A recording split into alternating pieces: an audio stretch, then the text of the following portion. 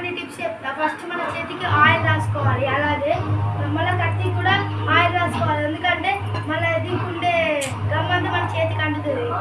మనం కడిగిపోతున్నాం పచ్చకాయ.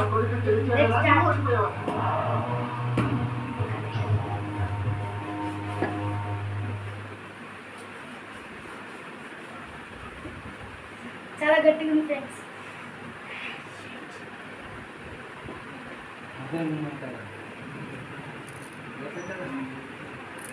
చూసారా ఫ్రెండ్స్ ఎలా ఉందో? దగ్గరికి చూడండి ఫ్రెండ్స్ ఎలా ఉందో. మంచి ఫ్రెష్ పంచకాయ. ఒక్కొక్క కాయ తీస్తుంటే నవ్వు అవుతుంది.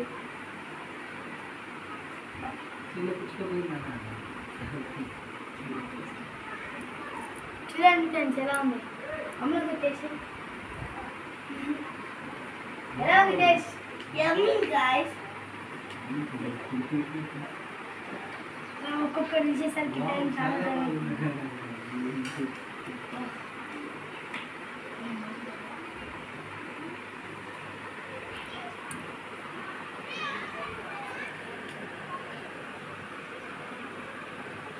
వాసన మాత్రం చాలా బాగా వస్తుంది ఫ్రెండ్స్.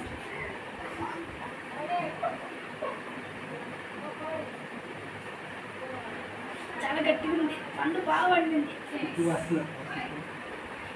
చూసారా ఎలా ఉందో? మీరు కూడా తింటారా? తినండి.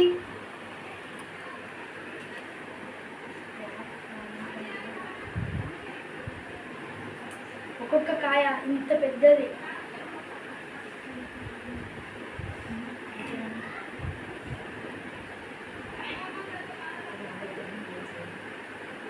ఇది తినడం వల్ల ఫుల్ బెనిఫిట్స్ ఉన్నాయి ఫ్రెండ్స్. ఆరోగ్యం చాలా మంచిది. మీరు కూడా రోజు తినండి.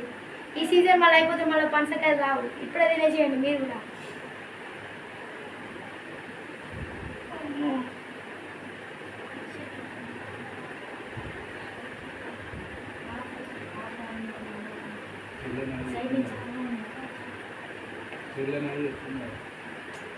ఎలా ఉన్నాం మరి కాయ? ఎలా ఉంది? బాగుంది. ఇది మా విలేజ్ ఇది చాలా బాగుంటుంది. పల్లెటూళ్ళలో బాగుంటుంది ఫ్రెండ్స్.